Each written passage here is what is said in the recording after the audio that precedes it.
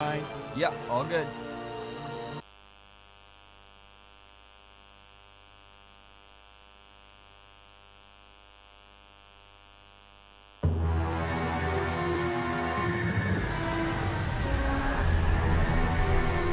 Hello, Dan Smith here. I directed this film back in, well, it feels like a century ago. Yeah. The studio asked me to provide a commentary track for the DVD release. And wham! Straight into the action. No fluff or anything. That's what we did back then. Crash-landed ship. Out pops our hero, the fearless Dick Starspeed.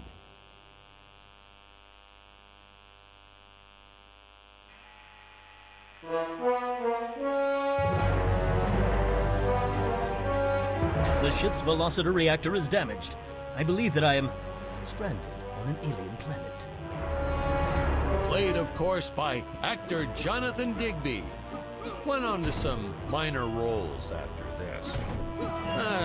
Such a shame. I thought from day one this guy's got leading man written all over his face.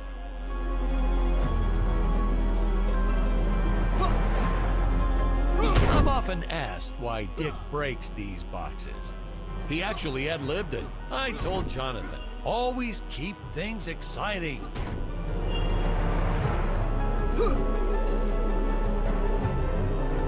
Greetings, citizens of Gravoria. I am Dick Starspeed, and I come in peace.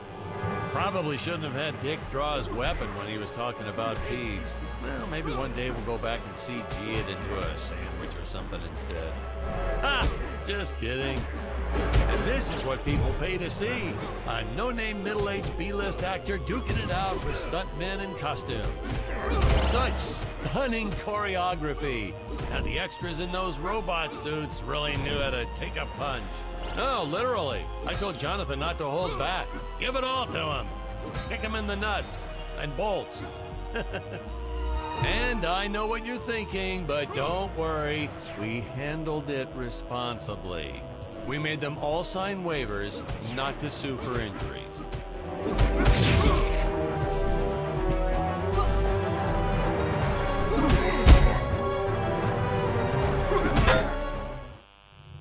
Holy smokes!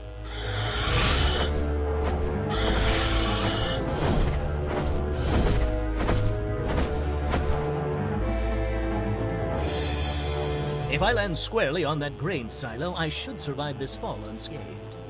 Well, I shouldn't say this now, but you could actually see the strings if you squinted hard enough.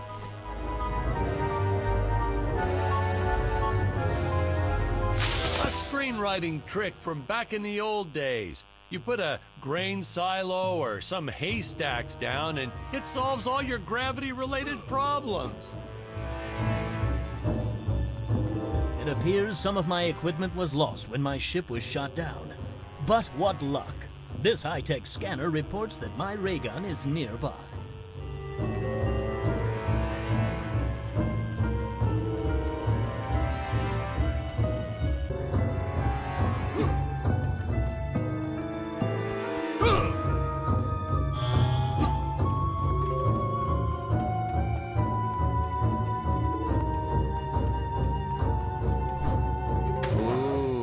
The fearless sea monster, always patrolling the shore, eagerly awaiting for his next meal.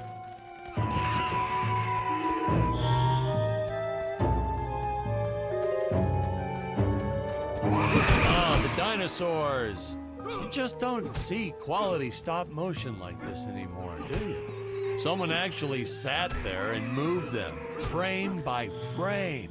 Today, it'd be done with computers, but where's the artistry in that?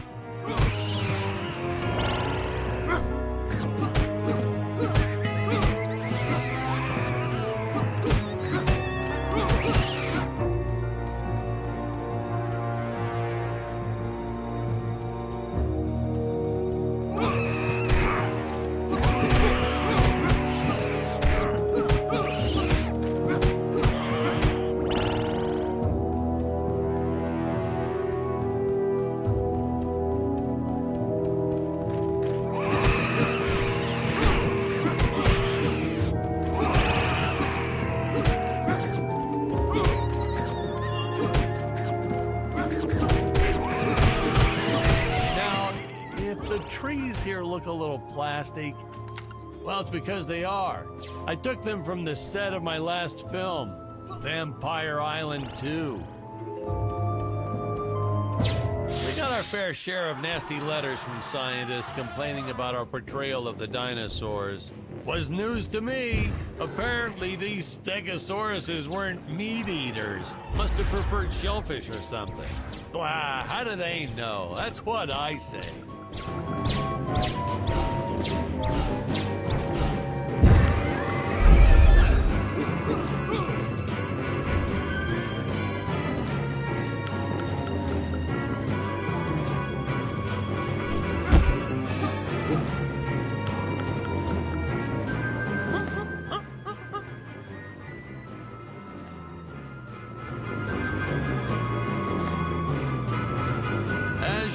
The local population is defenseless. That's where our hero steps in and saves the day.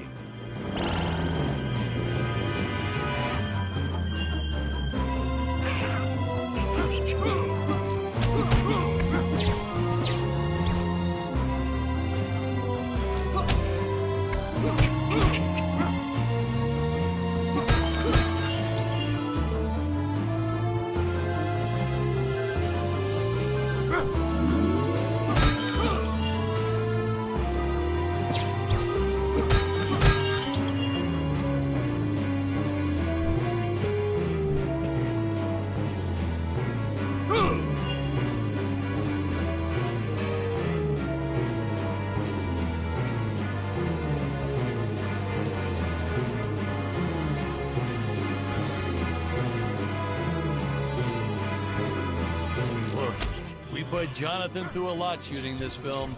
He wasn't the best actor, especially when reacting to getting hit. He's what you call a flincher. So I told the stuntman to really just go to town on him.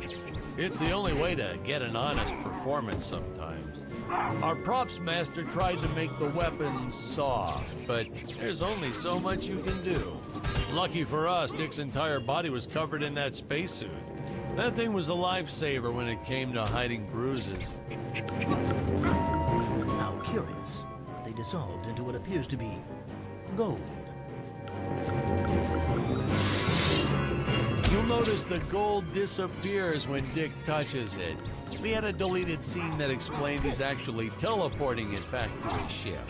It's funny, no one ever questioned how Dick was able to walk around with an infinite amount of gold on him.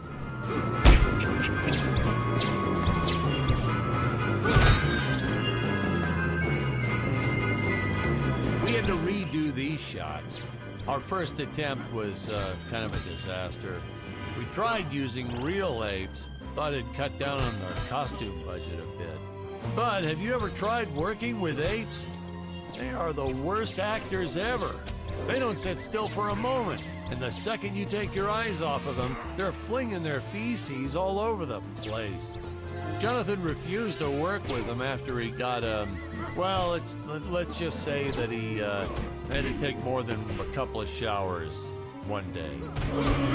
You know, you never forget the smell of monkey poo. We steam cleaned the studio top to bottom. Still never got rid of it entirely. All through the rest of the shot, we kept finding those little surprises hiding inside various props. Boy, were those the days.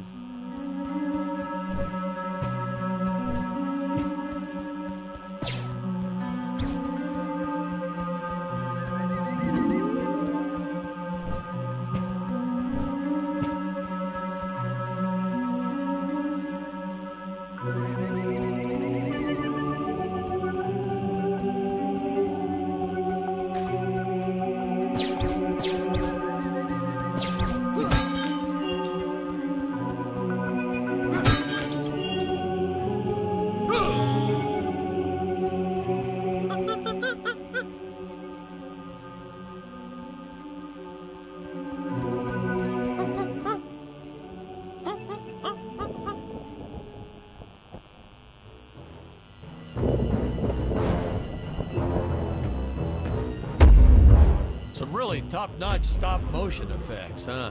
Unfortunately, we skimped on the Dick Starspeed puppet a little. The Earthman is not for you to eat, fiend! Oh, this was groundbreaking. We had the woman rescuing the man for once. We were really ahead of our time with this scene, but well, then again, I've always been rather progressive. The studio exec didn't seem to get why it was such a big deal, though. Sorry, we don't see this as anything unusual. Ha! Of course! It's unusual. A woman would never save the man. It just doesn't happen. Not in the movies, not in real life.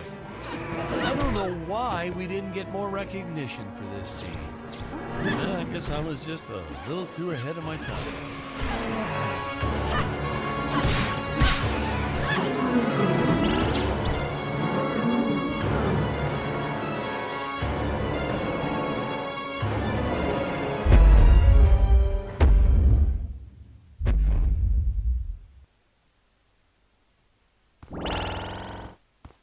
Thank you for saving me, strange woman. What is your name? I am the magnificent Scarlet Nova.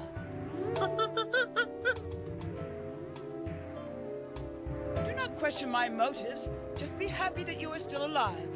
I must speak with my father at once. I shall teleport to his chambers.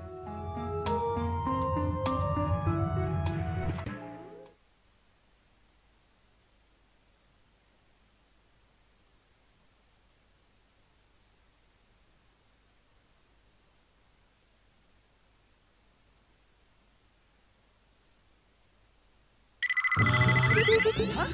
Where is this place? This is not my father's chambers. You have disobeyed me for the final time, Scarlet. Enjoy an eternity in the Tower of Eternal Solitude. For all eternity! Ha! The old fool did not notice I am wearing my jetpack. Booster usage. Jump. Wait. Wait. Use booster. Survive deadly fall.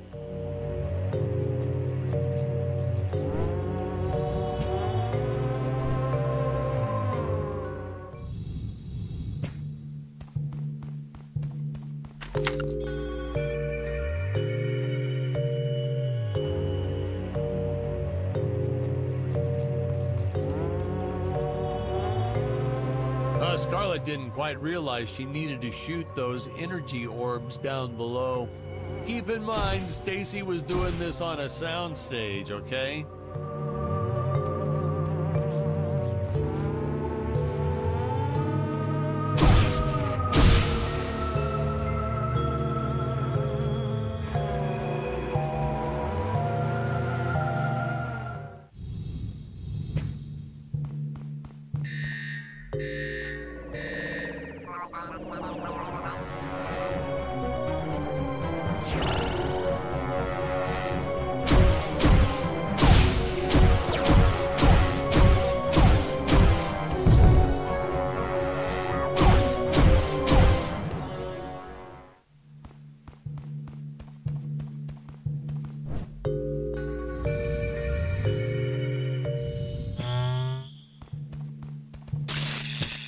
The energy imps. Such a neat effect. We had to paint each movement frame by frame and superimpose it into live footage. We were pulling all-nighters for weeks. Well, when I said we, I meant the artists. I'm pretty much useless if I don't get a solid 10 hours a night. But they were at it forever. They had to redo it all because I accidentally told them red instead of blue the first time. Artists. Curses! My father revoked my access to the teleport terminals. I shall only be able to utilize the ones I activate manually.